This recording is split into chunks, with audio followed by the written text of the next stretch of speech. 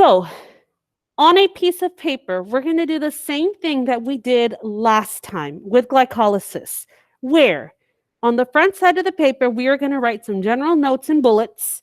And on the back side of the paper, that's where we'll do the details about the biochemical reaction itself. So what I'm going to do with my piece of paper is I'm going to kind of divide it. I'm going to take my paper and divide it into thirds. Okay, and I'm just going to draw a line right across the top of my page. So on the top third of my page, I'm just going to draw a line to kind of create two sections. In the top section, we are going to write about the oxidation of pyruvate. We'll do some general bullets. And then on the back side, we're going to do the actual biochemical pathway itself. On the bottom of this page, we are going to do the Krebs cycle. And then on the back of this, on the bottom half of the page, we're going to do the same thing where we talk about the biochemical pathway of the Krebs cycle. So we're going to start at the top with the oxidation of pyruvate.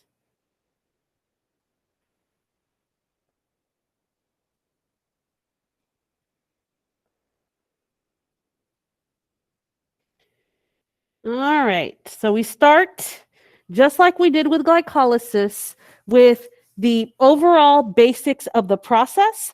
And then on the back, we'll go into some of those details.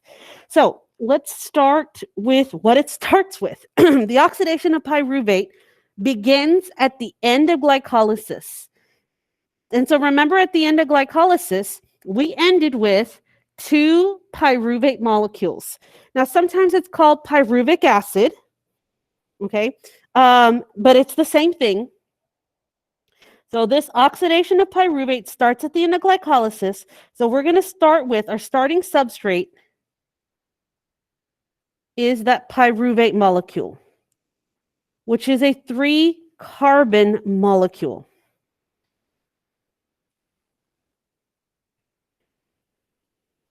This process is catabolic, so we're still breaking down. We still have that negative delta G. And as the name implies, the oxidation of pyruvate, we are going to oxidize that pyruvate, meaning we're going to take electrons away from it. Now, if something is oxidized, something else has to be reduced. So we are going to oxidize pyruvate. And at the same time, we're going to reduce our coenzyme NAD+.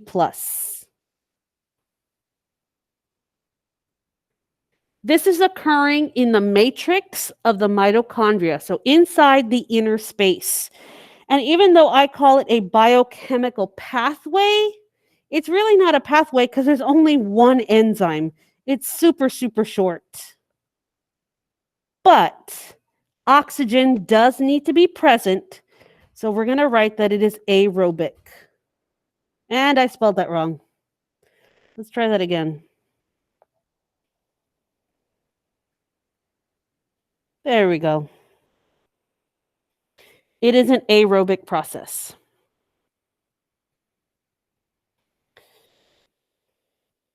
Okay, and that's pretty much it for now. What we're going to do is we're going to look at the details of the biochemical pathway, even though it's just one enzyme. We're going to do that on the back of the page. And we're going to do it on the top half again, just like you did. Okay, so there's my dividing line. The top half is going to be the biochemical pathway for the oxidation of pyruvate, and at the bottom we'll do the Krebs cycle. And just like we did with glycolysis, let me go back and show you. When we did glycolysis, I provided this structure, this framework to kind of show you the progress of the reaction. I'm going to do the same thing. I call this a scaffold. It just kind of shows you that this is a biochemical pathway. There are enzymes involved, substrates being converted into products. I'm going to do the same thing for the oxidation of pyruvate, only this time it's going to be just a short single arrow going from substrate to product. And our starting substrate is that molecule of pyruvate, which is a 3 carbon molecule.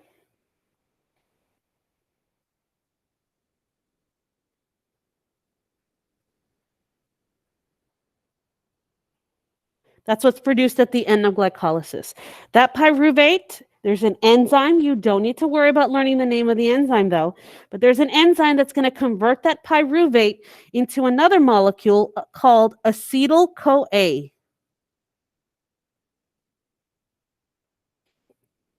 Now, the thing about acetyl-CoA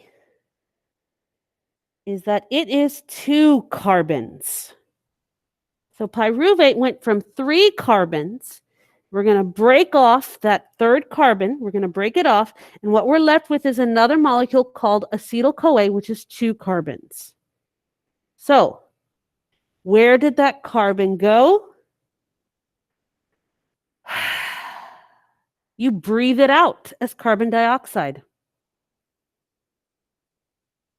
So CO2, carbon dioxide. That's why you breathe out, to get rid of that carbon that we broke off from pyruvate in converting it to acetyl-CoA. You breathe out that last carbon. And so acetyl-CoA is only a 2-carbon molecule. Now, remember, the name of it is this process is called the oxidation of pyruvate. So there's an enzyme that will break off the carbon. And then that enzyme is going to have to also oxidize that pyruvate. We're going to get rid of some of those electrons. And the way we get rid of those electrons is by donating them to a coenzyme called NAD+. NAD+ is going to pick up the electrons right there, and NAD+ is reduced to NADH.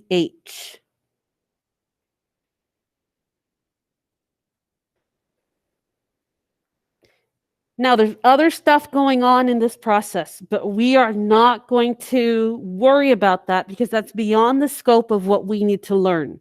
We're going to keep it just simple and clean like this. Pyruvate, and this is one enzyme doing this.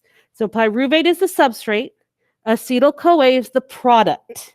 That enzyme will not only break down pyruvate into acetyl-CoA by removing that carbon, it's also going to oxidize pyruvate. And when it removes those electrons, it's going to take them from NAD+, and NAD+, when it gains the electron, is going to get reduced down to NADH. So what I'm going to do is on the front side, I'm going to kind of summarize this. But before I do, hold on, wait a minute. Real quick, let's look back at glycolysis. In glycolysis, there were 2 pyruvates that were formed. Let's call this one pyruvate A and pyruvate B. So at the end of glycolysis, there are 2 pyruvates that are formed. So in the oxidation of pyruvate, when we're looking at this equation, when we're looking at this model here, something to consider. 2 pyruvates are formed from 1 glucose. So remember, we are forming 2 pyruvates from that 1 glucose molecule in glycolysis.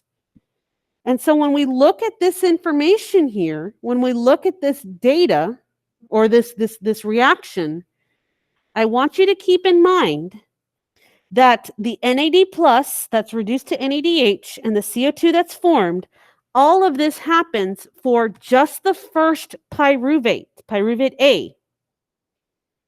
It's going to happen, this biochemical pathway will happen a second time because there are 2 pyruvates formed from the 1 glucose molecule. So what I'm going to do is I'm going to come in here and I'm going to just kind of adjust my numbers. So remember, 2 pyruvates will form 2 molecules of acetyl-CoA. Pyruvate A will become acetyl-CoA. And when pyruvate A gets transformed, it's going to lose a carbon dioxide and it's going to reduce NAD plus down to NADH. And then pyruvate B will also get converted into acetyl-CoA. It's also going to produce a molecule of CO2, and it's also going to need a molecule of NAD plus to get reduced down to NADH. And so this is what I'm going to do. I'm going to, from now on, especially for the Krebs cycle, we have to keep in mind that everything happens twice because there are two molecules of pyruvate. So what I'm not going to erase the numbers. I'm just going to go in and change it like this. And then I've got this over here, and I'm going to highlight it. Two pyruvates are formed from that one molecule of glucose. And that's why I had to go in, and let me highlight this. 2, 2, 2, and 2. To remind me that from that one glucose, I would form two pyruvate molecules. All right, so on the front, I'm going to write my grand total so far, and I forgot it already. Okay, so we produce no ATP. So I'm going to make that note too. No ATP is formed.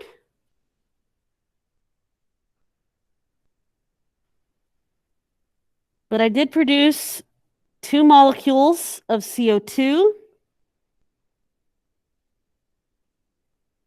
And I reduced two molecules of NAD plus to NADH. Oops.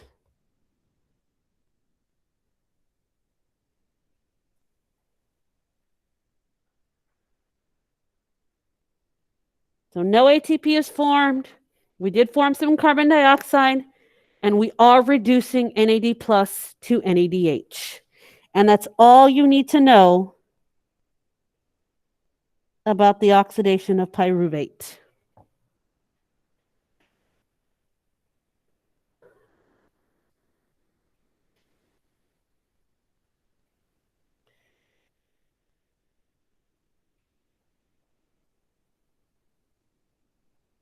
Pretty short, pretty simple, not too much. But let's take a look at the next phase, which is a lot more complicated. And that is the Krebs cycle.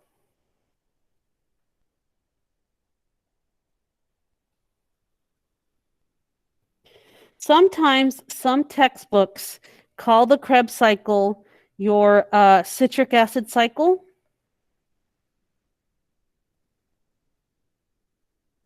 Sometimes even the older ones may call it the tricarboxylic acid cycle.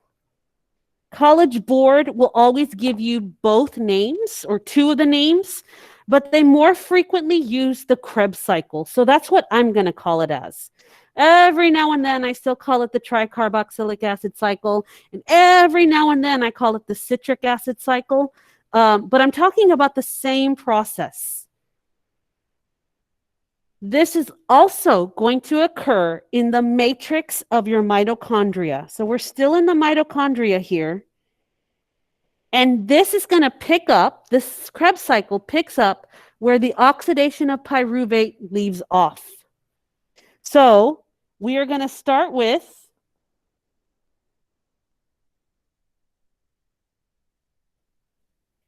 acetyl-CoA,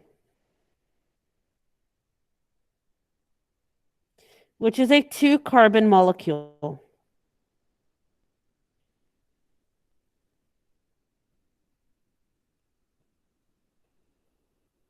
This is a biochemical pathway. So there are 8 enzymes involved. But you don't need to learn the names of the enzymes. We won't even talk about most of the substrates that are involved in this process. We're going to talk about a few of them, but not all of them. There's still going to be some oxidation going on, some oxidation and reduction happening. But in this case, it's the substrates are being oxidized. And then our coenzyme, NAD plus and FAD plus, are going to be reduced.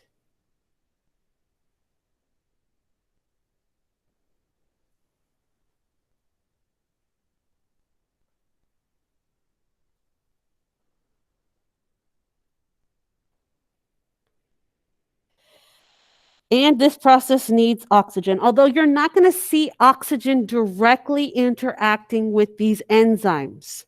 But oxygen does need to be present. So it is an aerobic process.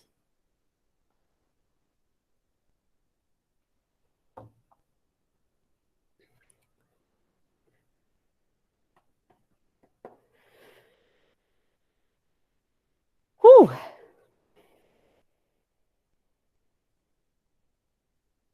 Okay. So I'm going to do the same thing that I did with glycolysis and the same thing that I did with the oxidation of pyruvate. I'm going to start with a scaffold. And then on that scaffold, we're not going to show every single nitty-gritty detail, but we are going to go over the big ideas of what you need to get out of this process. So on the back, we'll do the biochemical pathway itself. And to start with, hold on, before we start with, I'm going to make this note, just like I did at the top of the oxidation of pyruvate. I'm going to put 1 glucose molecule will turn the Krebs cycle twice, 2x. Just like we did with this oxidation of pyruvate, let me start off by reminding you that from 1 glucose molecule, you're going to get 2 pyruvates. 2 pyruvates end up becoming 2 acetyl-CoAs. And each of those acetyl-CoA, we call them A and B, each of those acetyl-CoAs is going to go through the Krebs cycle. So for 1 glucose molecule, the Krebs cycle turns twice, 1 for each pyruvate. Technically, it's 1 for each acetyl-CoA, but that's okay. All right. So what I'm going to do for my scaffold to kind of show a general way that this biochemical pathway occurs is I'm going to draw a circle. Okay, and the circle represents, let's see how good I can draw the circle. Oh, it's already ugly. That's okay. Not my worst circle, that's for sure. So this circle is the scaffold where we're trying to show a biochemical pathway that is happening. Now remember, since a biochemical pathway, we're going to have substrates and enzymes and products. And the product of one enzyme becomes the substrate for the next enzyme. And then the product of that enzyme becomes the substrate for the next enzyme. And all of these enzymes are just floating around in the matrix of the mitochondria.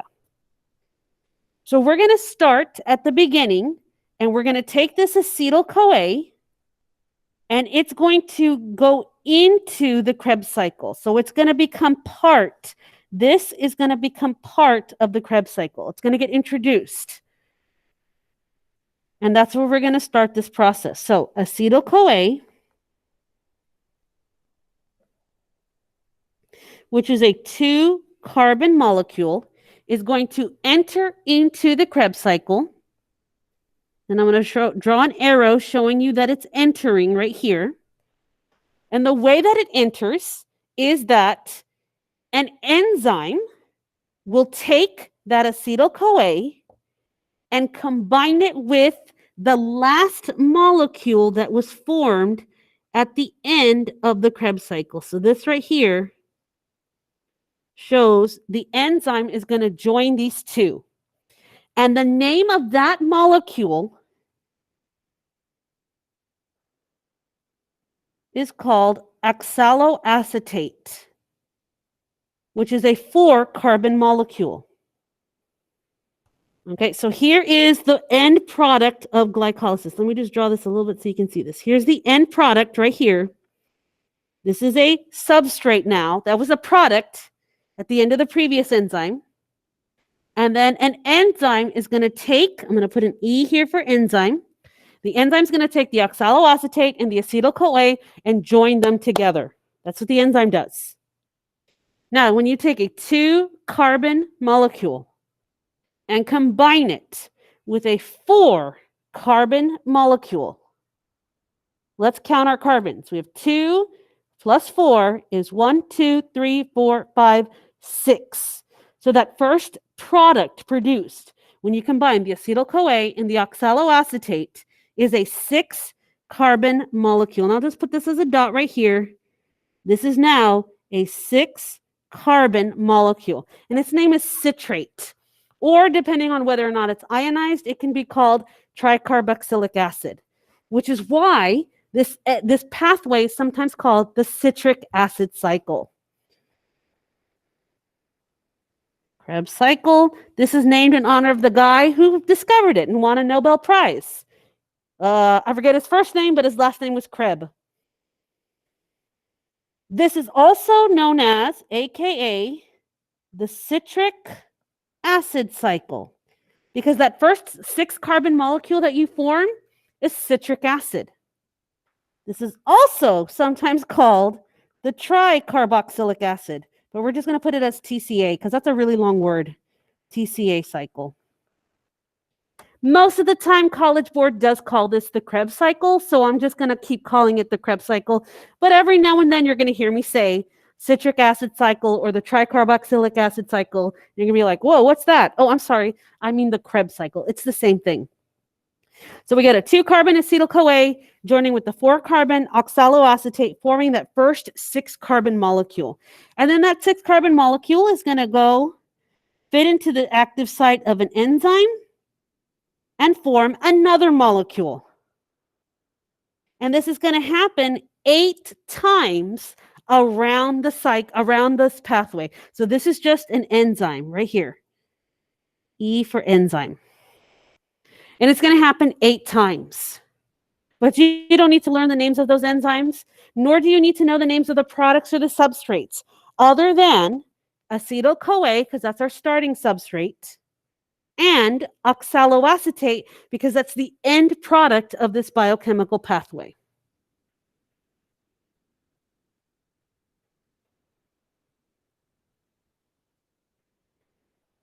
At several points, take a look at this. So we got a 6-carbon molecule right here. By the time we're done with the Krebs cycle, we end up back to 4 carbons. And so how do we get rid of those carbons? How do we go from 6 to 4? We simply breathe them out. So we are going to lose, to go from 6 carbons down to 4, we're going to have to lose 2 molecules of CO2.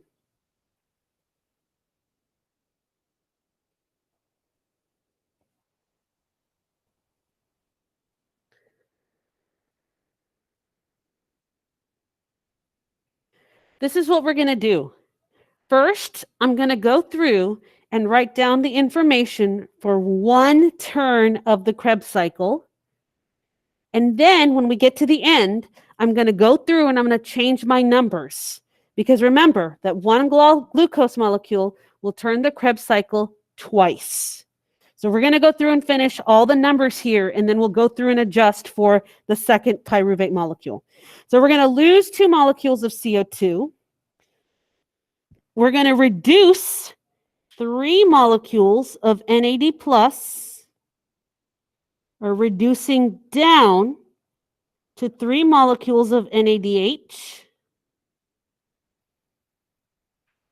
We're going to form ATP. Although technically speaking, we don't form ATP, we actually form GTP, but that can easily convert ADP into ATP, so we're just going to skip it and simplify it and say that we're going to take one molecule of ADP and that inorganic phosphate, capture some of that energy that's released, and make one ATP molecule.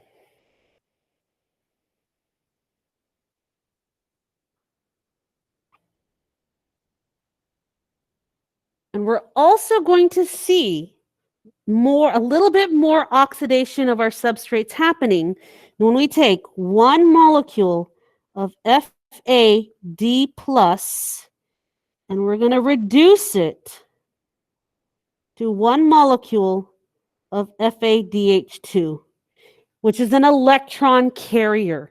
So FAD plus is reduced. It's taking the electrons away from the substrate.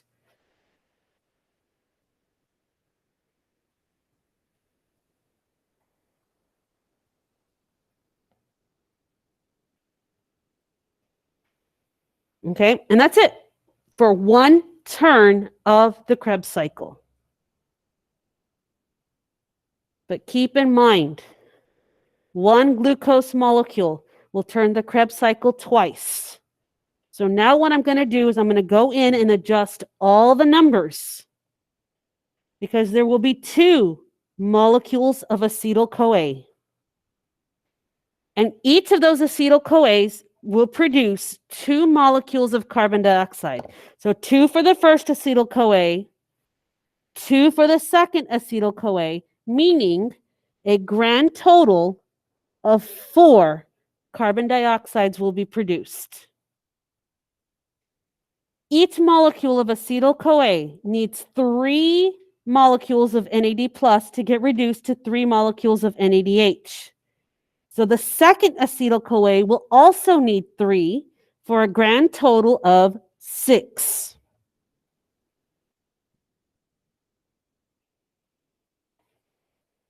Each acetyl-CoA will produce 1 molecule of ATP. So 2 acetyl-CoAs are going to produce 2 molecules of ATP. And each molecule of FAD plus will produce each acetyl-CoA will produce 1 molecule of FAD plus, which means our grand total will be 2 molecules of FAD plus reduced down to FADH2 technically.